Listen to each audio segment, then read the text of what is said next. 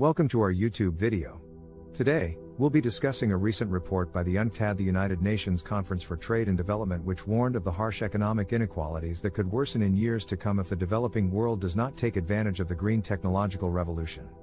As the market value of green technologies is projected to grow by $2.1 trillion in 2030, UNCTAD Director Shamika Surmamane warned at the press conference discussing the report's findings that the gap between the developed and the developing world is at risk of widening if nothing is done. Export values of green technologies in developed countries have already seen an increase from $60 billion in 2018 to over $156 billion in 2021, whereas these numbers for developing countries increased from $57 billion to $75 billion.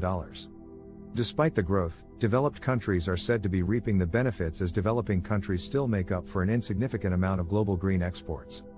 The report states there are 17 types of green technologies that hold the potential for economic benefits and capabilities.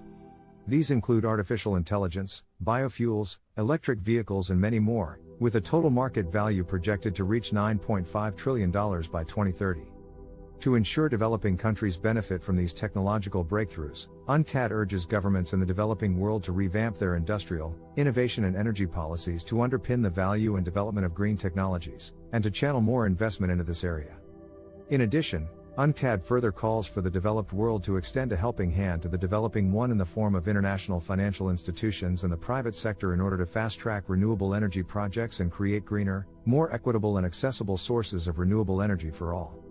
With the fight against climate change being a global one, immediate action is needed in order to ensure discovering countries get on board the green tech revolution and capture the economic opportunity they represent.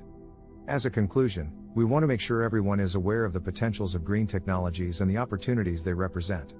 We should all do our part to make sure the developing world is not left behind, and that everyone is on the same starting line to ensure a sustainable, prosperous and greener future.